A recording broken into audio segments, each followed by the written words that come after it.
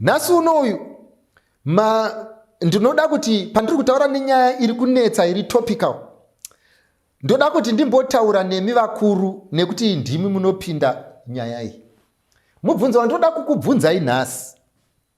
Jesu anoti umwe musi achitaura nemaJudha, anoti maJudha anomira pamukova, anodzivisa vari kuda kupinda kunyangwe ivo vasingapindi.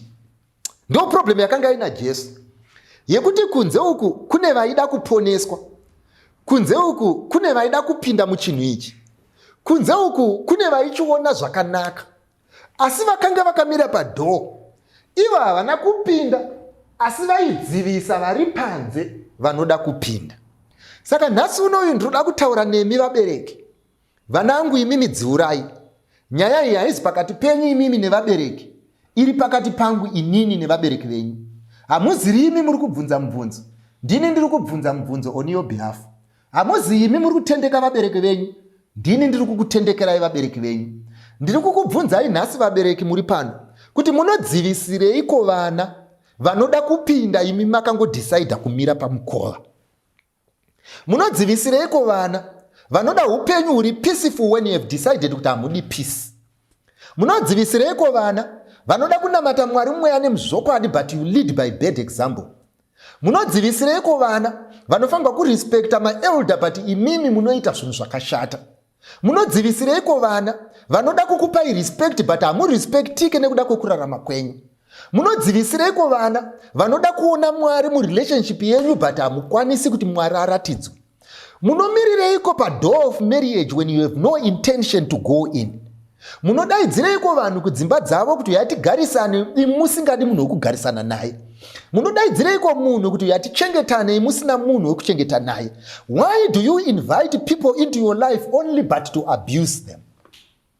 Ndo mubvunzo wandiri kubvunza ndakamirira youth, because vanangu vanobvunza mibvunzo yakawanda yandisingapinduri zuva nezuva, pamusana pekuti izvo inotendeka kuti iyemi munenge mune problem. Saka toda kuti ndikuudzei nhasi kuti plani dzimwe dzamuri kuita, marongero mamwe amuri kuita, vana venyu havazi vana vadiki, vane dzinopanana moto. Vanotoona kuti mundara hapana zvaaronga apa, vanotoona kuti pari kutambwa chitsotsi apa. You can cheat the whole world, but it is very difficult to cheat your child. Why? Because he knows you. Kuti iwewe mwana wako anomuka every day, anonyatsoziziva kuti iwewe relationship yako nemusikana webasa is right. Anozviziva kuti matambiro ako nemusikana webasa haazi right. Asi iwewe munoti makagara dare manheru, unenge uchitaurira kumukadzi wako uchiti, handidi kuti vasikana vawande panapa vanozospoila vana vangu. Kana munhu wasarudza musikana wako webasa, gara naye. Sezvinonzi uda kuprotekta vana, nyamba iwe uchitoziva kuti panapa wakatokokorodzerwa kuti muto mukati memba. Saka iwe uri kuprotekta kuti musikana webasa haana kwaanoenda, ende vanhu vanofunga kuti you have the children in mind usina.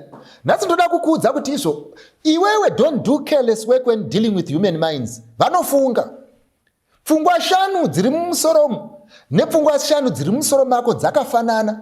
The difference between you and your child is experience, but unfortunately you have made them more mature faster nekunyepa kwako.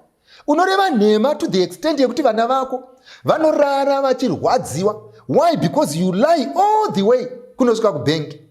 Vanhu vaMwari, munodzivisireiko vana vanoda kupinda muchinhu ichi with a clear conscience nekurarama kwenyu?